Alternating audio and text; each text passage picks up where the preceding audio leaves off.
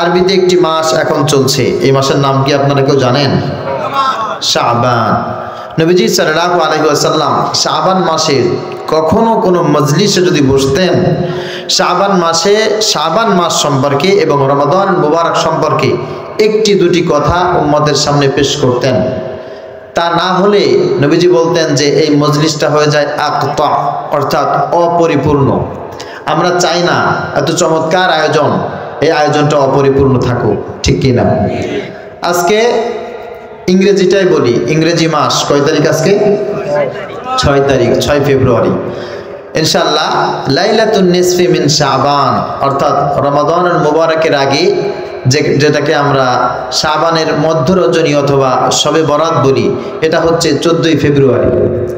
14ই ফেব্রুয়ারি এই লাইলাতুন নিসফি মিন শাবান, এবং এর পরপরই রমাদানুল মুবারক আমাদের কাছে একেবারেই কড়া নাড়ছে। আমাদেরকে প্রস্তুত হওয়ার জন্য, সব সময়ের জন্য রমাদানুল মুবারক আমাদেরকে আহ্বান করছে। লাইলাতুন নিসফি মিন শাবান সম্পর্কে সামান্য একটি হাদিস, তা হচ্ছে আমাদের এলাকায় এবং আমাদের সমাজে দুই শ্রেণীর মানুষ আছে। এক শ্রেণীর মানুষ এটাকে একেবারে ছেড়ে দিয়েছে, আর এক শ্রেণীর মানুষ এটাকে অনেক বাড়িয়ে দিয়েছে। তো লাইলাতুন নিসফি মিন শাবান সম্পর্কে বাড়াবাড়িও করা যাবে না, ছাড়াছাড়িও করা যাবে। ইবনে মাজা একটি হাদিসের প্রসিদ্ধ গ্রন্থ, এখানে অনেক সহিহ হাদিস আছে, যে হাদিসগুলো ইমাম বুখারী, ইমাম মুসলিম রহমতুল্লাহ আলাইহি সহিহ বলে তাদের কিতাবে তারা উপস্থাপন করেছেন। এই জন্য ইবনে মাজা নিঃসন্দেহে একটি গ্রহণযোগ্য হাদিসের কিতাব। এখানে একটি হাদিস আছে, হযরত আয়েশা সিদ্দিকা রাদিয়াল্লাহু তাআলা আনহা তিনি বলেছেন, নবীজি সাল্লাল্লাহু আলাইহি ওয়াসাল্লাম বলেছেন, ইযা কানাত লাইলাতুন নিসফি মিন শাবান ফাসুমু ইয়াওমাহা ফাকুমু লাইলাহা।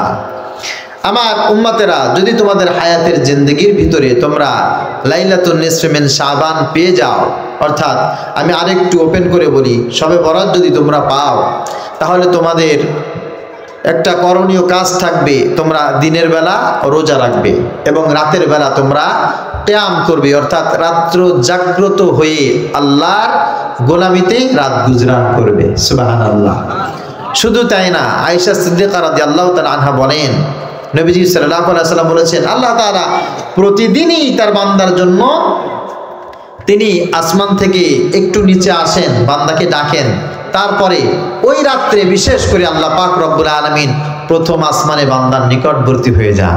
সুবহানাল্লাহ। আর আল্লাহ তাআলা বলতে থাকেন, আলা মান মুস্তাগফিরিন ফাগফির লা। আমার বান্দারা কি আছো, অনেক বেশি অপরাধ করেছ, নিজের অপরাধগুলি ক্ষমা চাও, মাপ পেয়ে আমি আল্লাহ পাক রব্বুল আলামিনের কাছে জান্নাত কামনা করো। এই রজনীতে শেষ সময় আমি আল্লাহ পাক রব্বুল আলামিন তোমাকে আহ্বান করেছি, আমার কাছে চাও, আমি আল্লাহ তাআলা তোমার জীবনের সব গুনাহ রাশিগুলো মাফ করে দেব। সুবহানাল্লাহ। আলা মান মুস্তারজিকিন ফারজুকুলা। কে আছো অভাবী, খাবারের কষ্ট, রিজিকের কষ্ট, চাকরির কষ্ট, ব্যবসা বাণিজ্যে শুধু লস, চাকরিতে কোনো উন্নতি নাই, পরিবারের ভিতরে কোনো বরকত নাই। আল্লাহ পাক রব্বুল আলামিন ডেকে ডেকে বলে, বান্দা আমার কাছে চাও, আমি আল্লাহ তাআলা তোমার রিজিক বৃদ্ধি করে দেব। সুবহানাল্লাহ। অপরাধীকে অপরাধ ক্ষমা করে দিবেন, আবার যিনি অভাবী আছেন তার অভাব দূর করে দিবেন। নবীজি সাল্লাল্লাহু আলাইহি ওয়াসাল্লাম বলেন, আমার উম্মতেরা যখন কোনো বিপদে আপদে মুসিবতে পড়বে, সব সময়ের জন্য একজনের কাছে চাইবে, তিনি কে? আল্লাহ। ওয়া ইযা সাআলতা ফাসআলিল্লাহ ওয়া ইযা ইসতাআনতা ফাসতাইন বিল্লাহ। যখন বান্দা কোনো কিছুর দরকার হয়, আল্লাহ পাক রব্বুল আলামিনের কাছে চাইবে, আর যখন কোনো সাহায্যের দরকার হয়, একমাত্র শুধুমাত্র কেবলমাত্র আল্লাহ পাক রব্বুল আলামিনের কাছে সাহায্য কামনা করবে। আর সাহায্য কামনা করার জন্য এটা একটা উত্তম সময়। সুবহানাল্লাহ। এই জন্য সাধ্যমতো আমরা নফল ইবাদত করব। আয়েশা সিদ্দিকা রাদিয়াল্লাহু তাআলা আনহা বলেন, মা রাআইতুন নবী সাল্লাল্লাহু আলাইহি ওয়াসাল্লাম, আমি নবীজি সাল্লাল্লাহু আলাইহি ওয়াসাল্লামকে এইরকম কখনো দেখি নাই। উনি এত বেশি নফল রোজা রাখেন, এত বেশি নফল রোজা রাখেন, এত বেশি তিনি ইবাদতের জন্য প্রস্তুতি গ্রহণ করেন।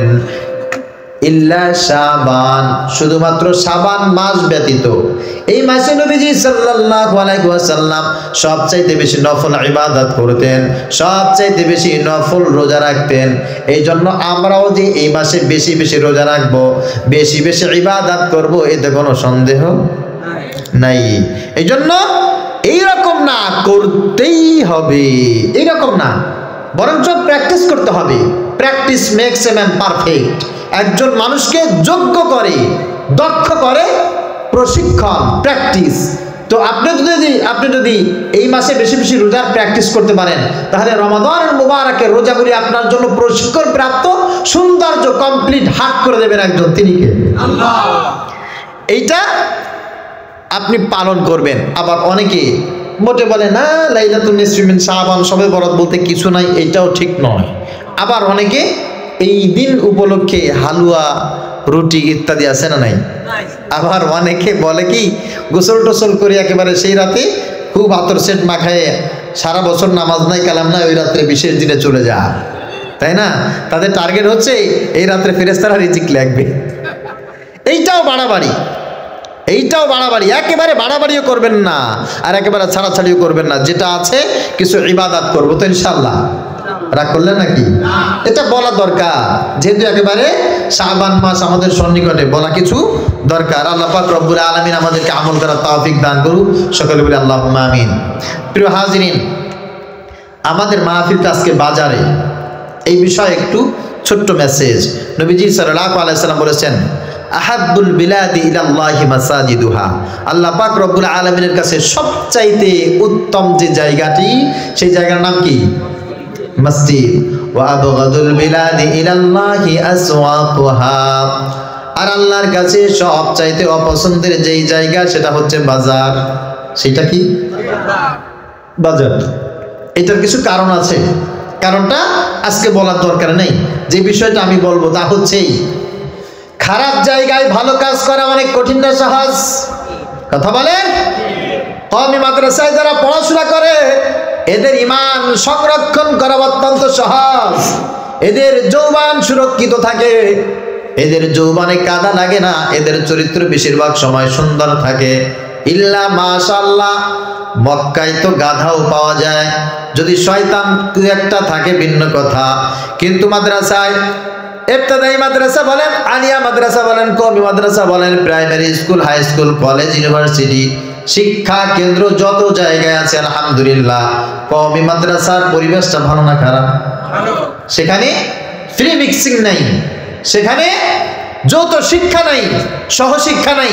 এই কারণে সেখানে যৌবনকে হেফাজত করা সহজ। কিন্তু যদি কোনো আলিয়া মাদ্রাসায় পড়ুয়া কোনো স্টুডেন্ট, স্কুল কলেজে পড়া কোনো স্টুডেন্ট সহশিক্ষার ভিতরে থেকেও যদি তার যৌবনকে হেফাজত করে, নিঃসন্দেহে ওই ব্যক্তির চাইতে এ উত্তম হবে। কথাটা বুঝবেন, খেয়াল করবেন। কারণ আহাব্বুল আ'মালি ইলাল্লাহি আশ-শাক্কা, বিশ্বনবী সাল্লাল্লাহু আলাইহি ওয়াসাল্লাম বলেছেন, ওই আমল আল্লাহর কাছে সবচাইতে বেশি পছন্দের যে আমল করার জন্য বান্দা পরিশ্রম বেশি করে। এই জন্য শীতকালের রোজাও রোজা, চৈত্র মাসেও গরমকালের রোজাও রোজা। দুই রোজার ভিতরে তফাৎ আছে না নাই? আছে। চৈত্র মাসের রোজার কষ্ট বেশি, ওই কষ্টের ফলাফল আল্লাহ পাকের কাছে অনেক বেশি, কোনো সন্দেহ নাই। ঠিক তদ্রুপ বাজারে, এখানে ঈমান হেফাজত করা বড় কঠিন। মসজিদের ভিতরে বসে ইচ্ছা করলেই খারাপ কোনো সিনারি চোখের সামনে আসে না, ইচ্ছা করলে কারোর সাথে কথা বলা যায় না, টিজ করা যায় না, ইফটিজিং করার কোনো সুযোগ নাই, বাজে মন্তব্য জবান থেকে আসে না। ভালো লাগুক আর না লাগুক, ওখানে বসে ভালোভাবে থাকতে হয়। বাজারের ভিতরটা কিন্তু এমন নয়, বরং এখানে ভালো কথা খুব কম হয়।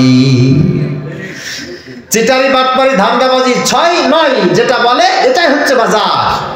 এখানে বসে যারা কোরআনুল কারীমের আয়োজন করে, নিঃসন্দেহে অন্যান্য সিরাত মাহফিল, তাফসীর মাহফিলের চাইতে তাদের ঈমানি আযবত অনেক বেশি। একটা বাজারের ভিতরে বসে কোরআনুল কারীমের এই রাজ কায়েম করা, এই তাফসীর মাহফিলের জান্নাতের বাগিচা কায়েম করা, এটা সহজ নয়। এজন্য আমি বলছি, অন্যান্য যে কোনো মাহফিলের চাইতে এই মাহফিলের মর্তবা অনেক বেশি।